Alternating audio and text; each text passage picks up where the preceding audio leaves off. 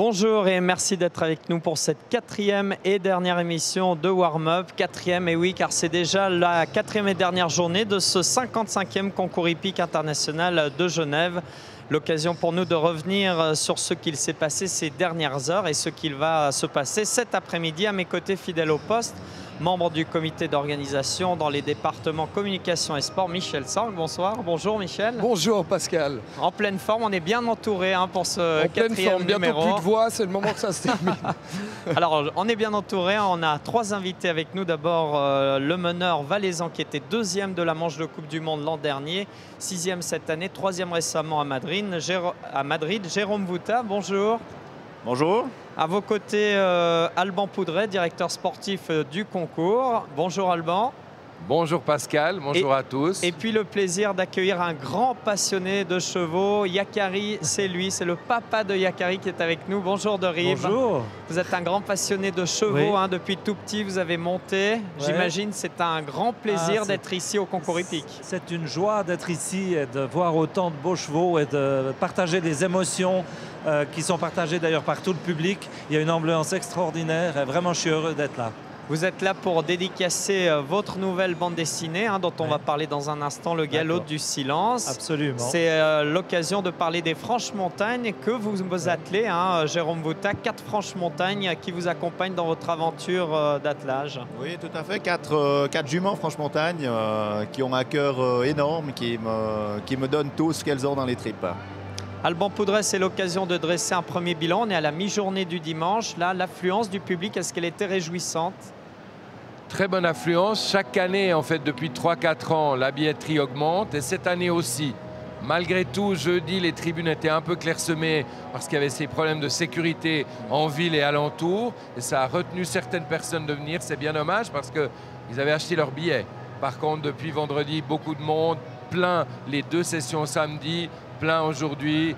Donc ce sera un très bon score, autour de 40 000 spectateurs et surtout un public vibrant, passionné qui est là du matin au soir, voire au-delà de minuit. Oui, parce qu'il y a un coin où on fait la fête, car on pense aussi au plaisir après la journée de travail ou d'observation des épreuves. Alors on va vous retrouver vous trois dans un instant. Pendant ce temps que Derive commence une petite dédicace, là on va le voir dessiner tout à l'heure. Je vous présenterai le dessin qu'il a réalisé durant cette émission.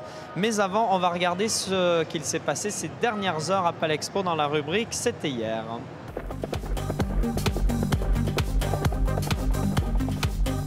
Dans l'équitation qui dit que tant que Bosti n'a pas passé dans l'épreuve, tant que cette épreuve n'est pas terminée, eh bien il faut s'en méfier et l'adage s'est confirmé hier soir. Oui, c'est vrai que Bosti a fait très fort. Il était le dernier à partir avec le numéro 54. Emanuele Gaudiano était en tête et voilà, Bosti est passé. Et il faut dire que les 5 premiers se tenaient dans la même seconde avant le passage de Roger Yves Bost. Et Roger Yves Bost a mis 1 seconde dans la vue d'Emanuele Gaudiano. Donc c'était vraiment incroyable. Et du coup, il s'est imposé avec Sydney Prince, tout comme jeudi dans le Crédit Suisse Grand Prix. C'était fou, Alban. On était au micro ensemble. C'était vraiment Palexpo à vibrer. C'était génial. Incroyable. Et réussir un doublé comme ça dans 2 épreuves majeures en partant le dernier, c'était plus beau qu'un barrage inouï. C'était incroyable. Alors c'était inouï, on va revoir cela en images. Je vous propose maintenant dans ce reportage d'Alexandra Claude, Pascal Miéville et Sébastien Chastelain.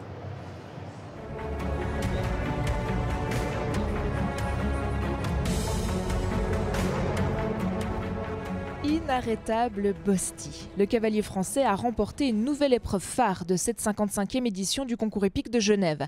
Après avoir survolé le Crédit Suisse Grand Prix jeudi soir, le voilà qui décroche à nouveau la victoire samedi dans le Geneva Classic avec cette même Sydney Prince. Roger Yves Bost est venu à bout des 16 efforts en 60 secondes 70 centièmes, prenant comme à son habitude des options risquées qui n'ont pas manqué d'impressionner le public. C'est magnifique, ma jument a été vraiment fait 2 épreuves et gagne les 2. C'est quand même un gros niveau ici, c'est son premier Genève et c'est une jument qui est très rapide. Et de gagner toujours une épreuve, c'est déjà vraiment super, mais aujourd'hui une deuxième, je ne pensais pas que j'allais gagner. Moi j'ai essayé, mais la jument a répondu présent. Toujours bien de gagner ici à Genève, c'est un concours le plus beau du monde quasiment. C'est une jument qui est très rapide dans son galop et tout, et j'ai fait des foulées en plus à certains endroits que d'autres cavaliers. C'est la vitesse en général où j'ai pris un peu partout. Mais Avant le passage de Roger-Yves Bost, parti en dernier dans ce barema, c'est Emanuele Gaudiano qui était aux commandes. L'Italien est resté en tête du classement provisoire pendant près de 30 numéros.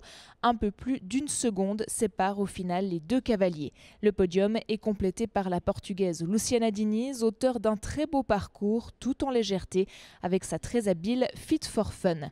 La suite du classement est très serrée. De la 3e à la 6e place, tous les concurrents se tiennent dans la même seconde. Paul Esterman a réalisé la meilleure performance helvétique. Son sans faute avec Lord Pepsi lui vaut une 8e place et un des 5 derniers tickets pour le Rolex Grand Slam d'aujourd'hui. Martin Fuchs décroche également son sésame. Dans l'ensemble, le tracé du Crédit Suisse Geneva Classic, dessiné par les chefs de piste Gérard Lachat et Luc Musette, a donné du fil à retordre aux 53 concurrents. 10 sans faute seulement et presque autant d'abandons ont ponctué cette épreuve.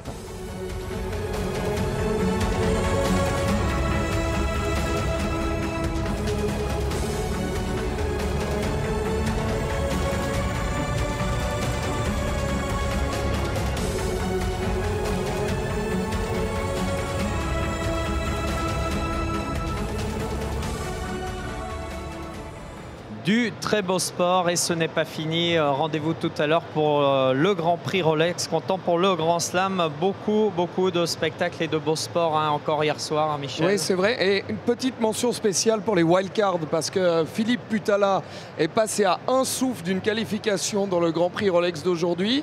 Et puis, petite pensée aussi pour Brian Balsiger, le jeune Neuchâtelois de 18 ans avec Nogi, qui a fait 2 fautes, mais un parcours magnifique, et comme Jordan Schoch avec Perle de Vins. Donc voilà, c'est aussi ça l'esprit du CHI de Genève, ces wildcards qui brillent sur la piste de Genève. Et ce matin, ils avaient des étoiles plein les yeux, je peux vous dire. Oui, Brian Balziger, Alban Poudret qui était encore 4e de la grande chasse. Hein, c'est vraiment exceptionnel et vous faites une fleur vraiment à l'élite romande, que ce soit les plus routiniers ou la jeune relève.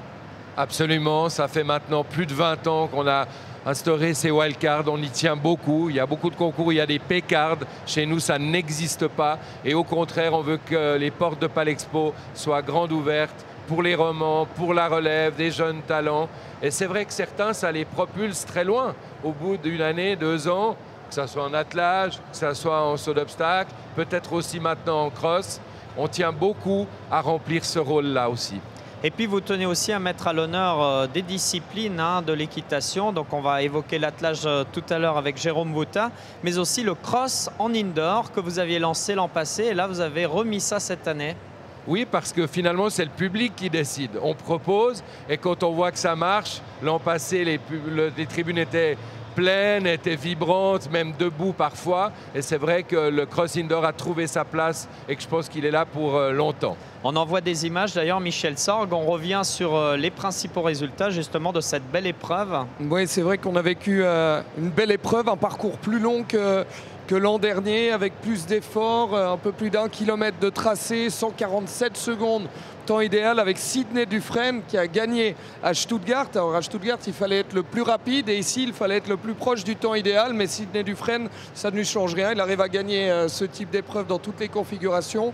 On a vraiment vibré avec lui. Puis il y avait des sommités qui étaient au départ, c'était vraiment comme dans un rêve. On avait un peu l'impression aussi d'être à l'extérieur. Moi, personnellement, c'est ça que j'adore en fait. On oublie qu'on est dans la halle de Palexpo avec son toit et ses spotlights. Et puis on l'a vu sur les images, les cavaliers qui sortaient de l'arène principale, qui allaient sur la zone d'entraînement. Exactement, c'est un parcours qui se dispute sur les 2 pistes. L'entraînement se fait sur la piste des attractions et puis les 2 pistes, celle d'entraînement et la piste principale, sont là pour la compétition. Donc vous imaginez tout le travail qu'il y a et il faut rendre hommage aussi à Peter Hasenbeller, Christian Achard, toute l'équipe d'Equibois Création et tous les bénévoles parce qu'il y a un travail incroyable qui a été fait pour eux. Et puis la veille, ça les gens ne le savent pas, mais jusqu'à 3h30 du matin, ils ont entraîné, ils ont mis les obstacles sur la piste avec l'équipe de déclaration d'Anne-Laure Pellanda aussi.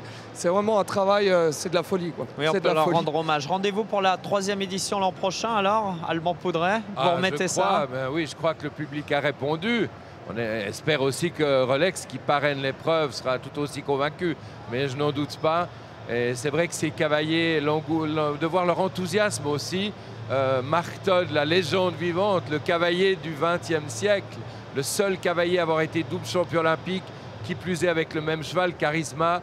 Los Angeles, Séoul, et qui reste un dieu des 4 étoiles, qui remporte les plus belles épreuves. Michael Young, le tenant du titre olympique, champion du monde, triple champion d'Europe. Les 3 derniers Européens, ils étaient en lice. Tous ces cavaliers sont enchantés, veulent revenir, donc c'est impensable d'arrêter. Et d'ailleurs, hier soir, ça c'est aussi pour la petite anecdote coulisses, après l'épreuve qui a fini assez tard, hein, on ne va pas s'en cacher, tous les cavaliers sont encore partis au stand du Cavalier Roman, le magazine d'Alban, pour trinquer, pour boire un verre, je sais pas. Moi, personnellement, je ne connais pas d'autres sports où des champions comme ça se réunissent encore ensemble. Et les plus endurants étaient sur le dance floor. On en Oui. a vu même danser sur les tables. C'est vous dire le plaisir qu'ils ça veut dire avaient que vous d'être y ici. étiez. On ne fera pas tout. Non, mais ça veut Mais dire la qu'il y fête était. était là. Ça veut dire qu'il y était, visiblement. Je vous rassure, on s'arrêtera là, on n'ira pas plus loin. Alors, on continue avec nos invités. On a le plaisir d'avoir De Rib, le créateur de bande dessinée, et Jérôme Vouta, le meneur. Vous venez de descendre de votre attelage, hein. Vous avez disputé la manche de Coupe du Monde où vous terminez 6e. Vous étiez 2e l'an passé, j'imagine un peu de déception, Jérôme. Un petit peu de déception, oui et non. À mon avis, les chevaux, le team a donné vraiment le maximum aujourd'hui. Hier, j'étais vraiment déçu parce que je n'ai pas été assez précis, j'ai fait pas mal d'erreurs. Aujourd'hui, j'ai bien corrigé. Après, je dirais le parcours n'était pas vraiment un parcours pour moi. On ne peut pas choisir les parcours, malheureusement, mais là, c'était vraiment un parcours où il fallait aller très vite. Au niveau technique, il y avait quelques pièges, mais c'était tout à fait gérable. C'était pas compliqué comme parcours. Mais je dirais c'est un beau parcours pour le public. Par contre, ça a été super bien construit pour le public parce que des tribunes, je pense, c'était vraiment impressionnant, les vitesses de pointe et ces virages à grande vitesse, ces glissades. Justement, Jérôme, vous évoquez ce public. Quand vous venez ici, il y a tout votre village valaisan de Sambranché qui est là, hein, vos supporters. On entendait les cloches, ils sont encore là. Ils sont là. À côté du plateau, on les entend avec leur bonnet valaisan.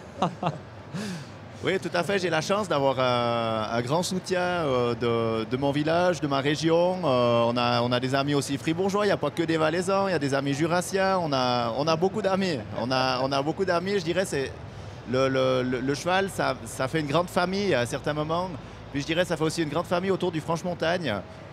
J'essaye de le mettre en avant comme je peux, de faire le mieux possible. Après, ça plaît pas, c'est pas grave, mais on fait le mieux possible. Voilà. Ça plaît, hein, dans la majorité, à la grande. Alors justement, la majorité. mise en valeur que vous évoquez, hein, du Franche-Montagne, ben, c'est en plein dans le mille, hein, avec De Rib qui signe cette bande dessinée, Le Galop du Silence, qui est sortie cet été. Une création de la famille, hein, puisque chez De Rib, on travaille avec le fiston, avec votre épouse. Et vous, c'est vraiment une petite entreprise familiale pour sortir ce beau bébé dont je vais vous montrer des images. Vous souhaitiez vraiment valoriser les Franches-Montagnes et le Jura. Absolument, ma maman était du Jura et en plus cet album a été imprimé dans le Jura, donc c'est un vrai produit jurassien. Et moi je suis un inconditionnel du cheval et je dois dire que ce matin j'avais jamais vu d'attelage en direct. J'en avais vu à la télévision, mais là, je suis soufflé par la maniabilité, l'efficacité, comme les chevaux répondent et tout. C'est un spectacle grandiose. Elles ont toutes les bonnes qualités, oui, que vous dites, tout à fait. Voilà. Et j'ai été très touché par ce spectacle, comme le cross hier m'a beaucoup plu. Aussi, il y a longtemps que je n'avais pas vu d'épreuve en direct, je suis toujours ça à la télévision, mais là, d'être dans cette ambiance, puis de voir des Franches-Montagnes, en plus, c'est un grand plaisir. Et il y a beaucoup de Jurassiens qui sont présents ici.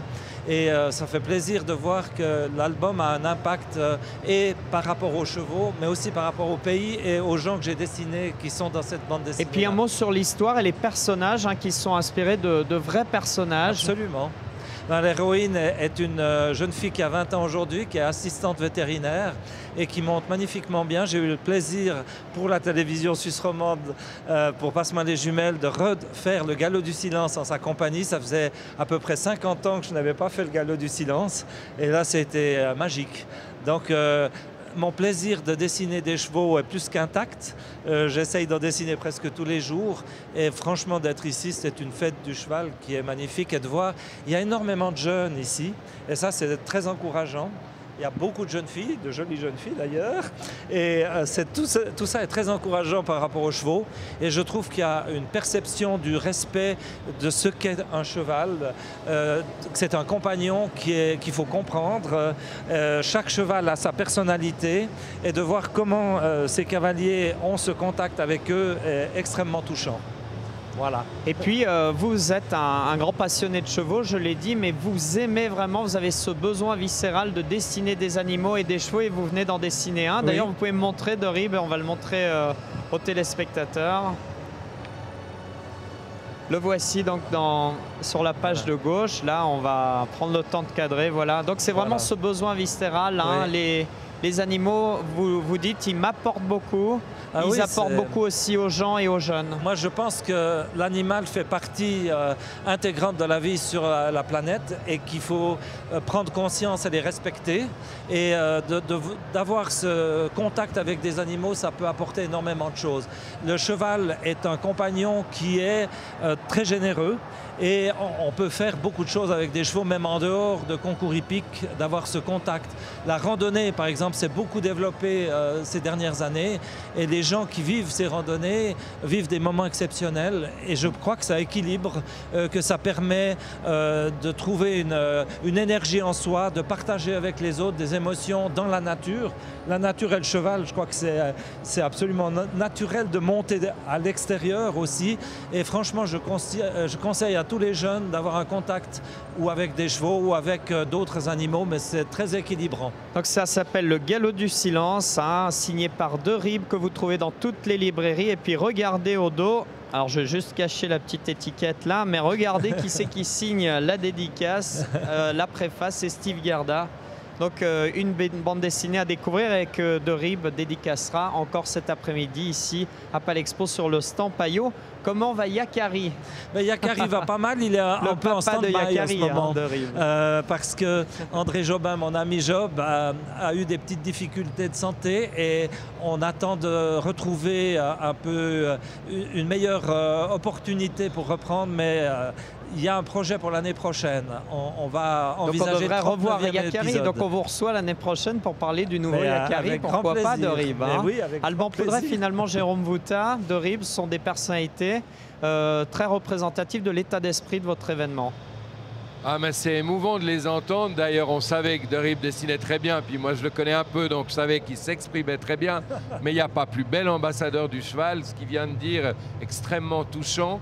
Et c'est vrai que je crois qu'à Palexpo, on aime vraiment le cheval dans toute sa diversité. On est même un peu fou parce que là, on a 7 disciplines différentes sur cette piste. On jongle entre les spectacles. Il y en a d'autres encore sur la piste numéro 2. Il y a de l'élevage aussi. On a toujours voulu associer les éleveurs à notre événement. Et donc, c'est vrai que pour nous, ça doit être vraiment la fête du cheval, un festival du cheval dans toute sa diversité. Et puis en plus, évidemment que des champions charismatiques comme Jérôme Vouta apportent beaucoup au concours parce que c'est des gens qui aiment leurs chevaux, ça se sent, mais qui aiment aussi le public, qui ont d'ailleurs beaucoup d'amis avec eux. C'est merveilleux que Jérôme amène tous ses amis, ce fans club de 200 personnes environ depuis le Valais, depuis Sambranché. Et tout ça, ça donne une âme au concours et c'est une belle histoire qui s'écrit et qui se prolonge ailleurs puisque maintenant Jérôme est sur le circuit Coupe du Monde. C'est les plus belles histoires finalement, c'est ça. Alors on est en plein dans le mille, hein. Vous parlez de cette richesse du programme. Il y a beaucoup d'attractions qui sont proposées au public à côté des épreuves d'attelage, à côté des épreuves de saut. Alors justement, on va voir ce reportage d'Anouchka Gerber, Pascal Miéville et Sébastien Chastelin qui nous détaillent quelques-unes de ces attractions et on continue après notre discussion. Un tonnerre d'applaudissements pour le numéro 1 blanc, Nicolas Thiassa. Le horseball, c'est un sport collectif à cheval. On est 4 joueurs contre 4. C'est demi-temps de 10 minutes. Le principe est simple, on a un ballon, le ballon de foot qui est entouré de hanches en cuir pour pouvoir le ramasser quand il tombe au sol.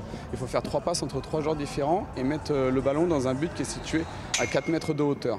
Et on peut un peu comparer d'ailleurs le horseball, c'est un petit peu comme du rugby basket à cheval. Nous on a besoin de chevaux qui sont dans la tête assez calmes. Donc voilà, qui ont un bon mental. Après des chevaux pas trop grands non plus, donc l'idéal c'est entre 1m60 et 1m65.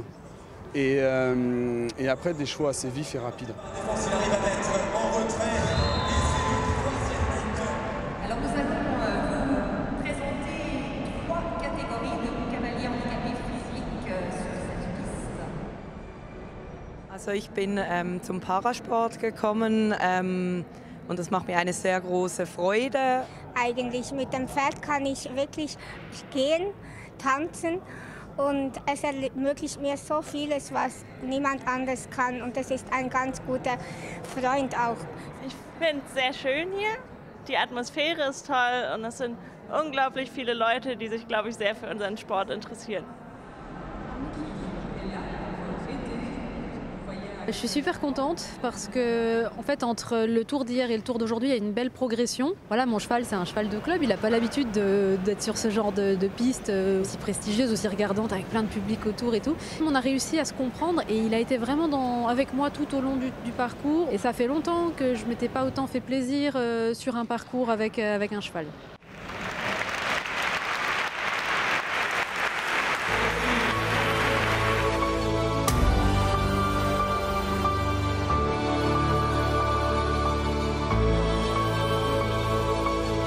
La voltige, c'est un sport équestrien et c'est la chose plus importante pour nous qu'on travaille avec le cheval et on fait des acrobatiques sur le cheval et avec le cheval et avec le galop du cheval et on peut faire ce sport individuel, pas de deux et avec le groupe et on peut faire à 3 sur un cheval.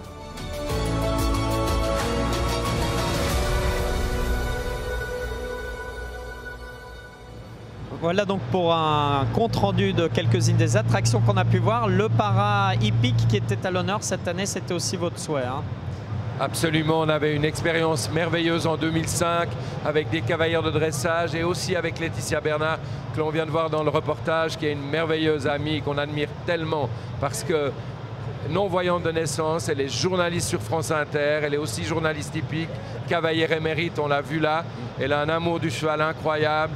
Elle vient chaque année à Palexpo et 10 ans après, 10 ans de fidélité, il fallait qu'elle se remette en selle et refasse des parcours. Et c'était un grand moment d'émotion, une leçon d'équitation et une leçon de vie. Alors Alban, pendant le reportage, il y a tous les supporters, ou une partie en tout cas des supporters de Jérôme Boutat là, qui nous ont rejoints. Inutile de vous dire de quel canton ils viennent, hein, le Valais. Et ils nous ont amené du sirop d'abricot. Sirop pour la toux. Voilà, du sirop d'abricot. Jérôme Boutat, ça c'est aussi important d'avoir le soutien du public. Vous les entendez hein, quand vous êtes sur votre attelage, vous entendez le soutien du public qui crie. Hein. Oui, tout à fait. Je dirais ça me fait le 5e cheval. Donc en principe, si on met un 5e cheval, on est embêté, mais un 5e comme eux, c'est magnifique, quoi. Oui, ils sont toujours nombreux et bruyants avec les cloches. On les entendait encore tout à l'heure. Un mot sur la suite de la saison indoor. Vous disputez 3 étapes de Coupe du Monde. Hein. Je l'ai dit, vous étiez 3e à Madrid, 6e ici. Maintenant, il faut une belle performance pour se qualifier pour la finale de Bordeaux. Oui, tout à fait. Donc on est 10 à pouvoir se qualifier. Seulement les 6 meilleurs seront de la partie. Donc pour le moment, je crois qu'on est 7e d'après ce que j'ai pu voir. Donc il reste du travail. Je sais que la piste à Leipzig sera un peu plus petite. Donc je pense un peu plus technique, donc peut-être un petit peu plus pour moi. Mais on va voir, on va faire le maximum de toute manière, mais surtout prendre du plaisir. Et puis je pense que c'est la base de notre réussite, c'est toujours avoir du plaisir d'aller avec nos chevaux. On l'a dit, c'est la 4e et dernière journée de ce 55e CHI de Genève. Il reste une épreuve majeure. On en parle maintenant dans la rubrique Temps fort.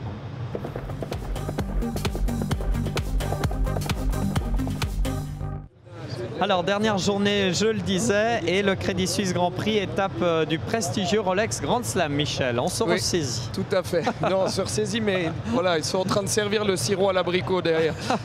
Non, c'est vrai, on va terminer en apothéose avec le Grand Prix du Rolex Grand Slam. On rappelle que Scott Brash a réalisé le Grand Chelem en s'imposant ici l'an dernier, puis consécutivement lors des majeurs d'Aix-la-Chapelle et de Calgary. Donc c'est un nouveau cycle du Grand Chelem qui débute aujourd'hui. Et puis lorsqu'on regarde la liste de départ, ce matin quelqu'un m'a demandé quel est ton favori. Évidemment on en a, On va pas le citer parce que peut-être ça porte la guigne, voilà exactement. Mais c'est vrai que quand on regarde la liste sur les 40, ils peuvent tous s'imposer. Alors on va écouter le numéro 1 mondial, Scott Brash, maintenant quelques instants en anglais et on traduira en sortie de sujet. Il revient sur ce grand chelem historique qui a marqué cette année 2015. I think to win the Rolex Grand Slam at show jumping is every rider's dream, and it's a very difficult thing to do. Yeah, I mean, it also makes it extra special when you really target something for so long, and then it all pays off and all comes off, and all your team's hard work and everyone's hard work all pays off. It's a wonderful feeling, and yeah, you can't buy that feeling. I think when I won in Geneva, I think as soon as you win one leg, it makes you target the next leg. But I didn't think after winning Geneva I'm going to win the Rolex Grand Slam of show jumping. It's just, you know, it seems nearly impossible to do. So yes, all my eyes went onto Aachen, and I really targeted Aachen and tried to do it. But when we won Aachen, then yes, it all came our #1 priority to try and achieve that dream. Scott Brash qui disait en résumé que gagner le Rolex Grand Slam c'était quelque chose de spécial et en rêver de le réaliser c'est vraiment difficile et quand justement ça se concrétise c'est une récompense magnifique pour lui mais aussi pour tout son encadrement et puis il ajoutait encore que quand il a gagné à Genève il n'imaginait pas pouvoir signer le Grand Chelem mais c'est dès la victoire d'Aix-la-Chapelle qu'il a commencé à se dire que c'était possible. Il a finalement gagné à Spruce Meadow et donc signé ce Grand Chelem historique. On arrive tranquillement à la fin de cette belle émission pleine de sympathie, d'humour, de convivialité. Jérôme Vouta, un petit mot sur la saison 2016 là, qui commence bientôt. Alors pour 2016, on va déjà finir 2015, je dirais. Pour moi, la saison indoor, donc il reste Leipzig. Après, avec un peu de chance, on ira à Bordeaux. Peut-être que j'aurai quelques amis qui viennent avec... Est-ce qu'ils vont vous suivre, là, les supporters? Je sais pas, mais il faut déjà se qualifier. On va pas prendre trop d'avance. Ce sont de brillants ambassadeurs du Valais. Hein. Tout à fait. Valais promotion pour les engager. Chacun son boulot, on va dire. Moi, c'est le Franche-Montagne, eux, c'est le Valais. De Rive, vous allez assister à ce Grand Prix tout à l'heure, j'imagine, oui, en tant que grand passionné. Absolument. Non, beaucoup d'émotions, encore une fois. Et puis, comme on le disait, on ne va pas lui porter malchance, mais on y pense tous. Voilà. Il faut qu'il se passe quelque chose d'important pour lui. Il le mérite. Il a vécu des choses difficiles, donc il faut absolument qu'il se passe quelque chose. Oui, on est en pensée avec lui. Alban Poudret, on arrive au terme de cette 55e édition. On va vous laisser souffler parce que c'est beaucoup de travail qui s'est concrétisé en 4 jours. Et là, on va remettre l'ouvrage sur le métier dès les prochains jours pour l'édition de l'année prochaine. Absolument, toujours, on y pense jour et nuit. Mais d'abord, on va fêter ensemble. Après, il y aura la marmite à 5h30, il y aura la fête, il y aura de l'émotion. On se remémore tous les moments, les meilleurs comme les tensions, mais pas entre nous, parce qu'il y a une amitié dans cette équipe qui est extraordinaire. Et c'est l'autre moteur. Il y a la passion du cheval, mais il y a cette amitié entre toute l'équipe. On va rappeler l'adresse du site internet www.chi-genève.ch où vous retrouvez quantité de photos, de comptes rendus de tout ce qui s'est passé durant cette 55e édition, mais aussi dans les éditions antérieures avec beaucoup d'archives. C'était donc le 4e et dernier numéro de cette nouvelle émission Warm Up qui a vu le jour cette année. Merci à vous tous, nos invités qui nous ont accompagnés. Merci aussi aux supporters valaisans là, qui vont prendre le bus pour rentrer dans le beau Valais ensoleillé. Tout à fait, on va essayer de ne pas les oublier, voilà. Pas n'oublier personne. Non, reprenez-les, volontiers. Michel, c'était un grand plaisir de partager ces moments de warm-up à vos côtés. Merci beaucoup. Merci Pascal, merci aussi au comité de sa confiance. J'étais très honoré de pouvoir préparer ces émissions et partager de beaux moments à vos côtés. Puis, merci aussi à notre réalisateur Nicolas Bossard et à toute l'équipe parce que nous, on est ici en plateau sous les lumières. Mais il y a quantité de personnes qui ont travaillé aussi énormément en coulisses. Merci à Sébastien Chastelin, Pascal Miéville, David Sigris, Jean-François Med, Michel Gallon et notre maquilleuse Betty Bosson. Si on a fait cette émission, voilà, c'est aussi grâce à toute cette belle équipe. Merci à vous de nous avoir suivis. On espère vous retrouver l'année prochaine. Pascal, merci à vous parce que vous avez mené ça de main de maître pendant 4 jours. En plus, vous avez commenté les live streaming. On n'aurait pas pu rêver mieux que que Pascal Mathieu pour faire tout ça. Merci Allez, beaucoup. hop. Le plaisir était d'autant plus grand que, comme l'a dit Alban, c'est une magnifique équipe. On est passionné par ce sport et par cette belle équitation, le saut d'obstacle. Merci en tout cas à vous. On espère vous retrouver au rendez-vous en décembre 2016 à suivre le Grand Prix Rolex, comptant pour le Grand Slam. Bel après-midi avec du beau sport. On se quitte avec le best-of de ce qu'il s'est passé hier samedi.